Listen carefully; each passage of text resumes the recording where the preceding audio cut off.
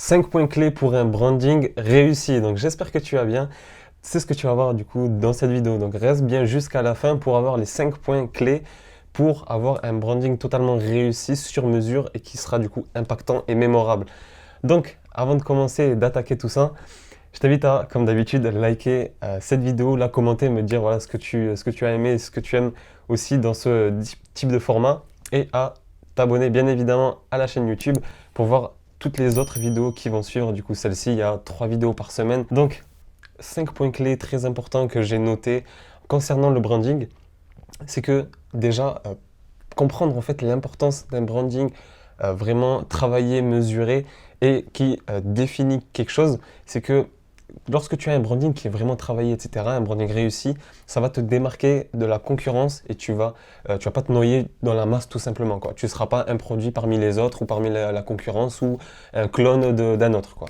Donc, un branding réussi, en premier, ça commence par, voilà, il y a 5 points, c'est pas forcément dans l'ordre, mais ça commence par un logo et ou un slogan, tu vois. Donc, que ce soit pour vraiment un produit ou du personal branding, j'en ferai une vidéo à part entière sur ça, mais lorsque c'est, on va dire, pour un produit, ils te font un logo et un slogan qui correspondent en fait au produit, aux valeurs que tu veux apporter, aux émotions, à voilà, ce que tu apportes, une certaine image de marque qui va apporter crédibilité et qui va du coup aguicher les personnes, attirer l'œil aussi, c'est très important par rapport aux couleurs, etc. Donc chaque couleur a son importance. C'est pour ça qu'il faut que tu travailles du coup ton logo et ou ton slogan. Ensuite, la charte graphique, donc c'est très important. Donc ce qu'il y a dans la charte graphique, c'est la couleur et les polices. Donc premièrement, les couleurs, il faut que tu les choisisses. Donc comme je vais te mettre là à l'image, une palette de couleurs en fait, toutes les couleurs qui existent. Et comme tu le sais peut-être, en marketing, les couleurs sont très importantes et chaque couleur va définir entre guillemets une émotion, va avoir une certaine réaction vis-à-vis des gens et ça, c'est de l'inconscient. Ils s'en rendent pas forcément compte, mais nous, on a ces informations-là, donc il faut les utiliser. Donc, par exemple, que si tu mets du rouge ou que tu mettes du noir, par exemple sur un bouton, tu sais, un bouton de paiement, que tu mettes une certaine couleur ou une autre, ça risque de faire vraiment la différence, surtout quand tu as beaucoup de trafic. Donc, travailler vraiment sa charte graphique et aussi la police pour que tout ça soit homogène, qu'il n'y ait pas différentes polices ou que voilà, ta police soit vraiment homogène, que ce soit sur ton site ou sur ton marketing, tes vidéos, tes visuels, etc., que tout soit homogène, qu'il y ait vraiment une image de marque.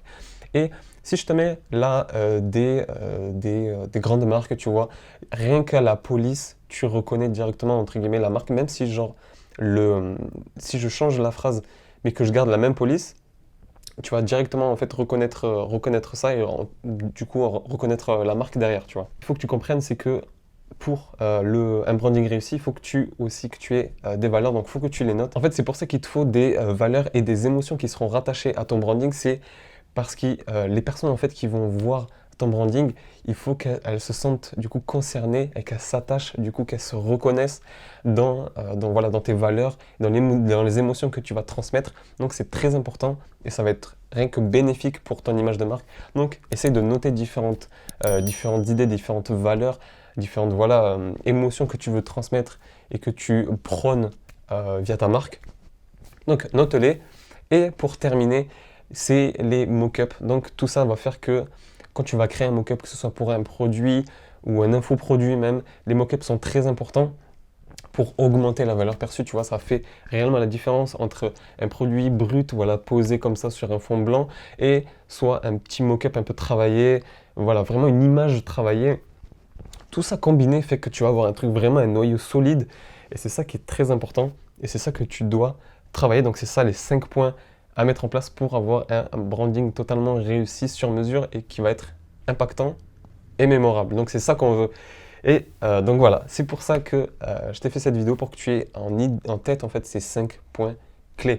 Donc dis-moi en commentaire ce que tu as aimé du coup dans cette vidéo, me dire aussi ce que tu en penses et peut-être de prochaines idées ou autres, et à liker aussi cette vidéo, à t'abonner comme d'habitude à la chaîne YouTube, et en description comme d'habitude tu as un petit cadeau à récupérer pour toi, donc n'hésite pas à checker ça dès maintenant et on pourra se dire du coup à la prochaine. Allez, ciao.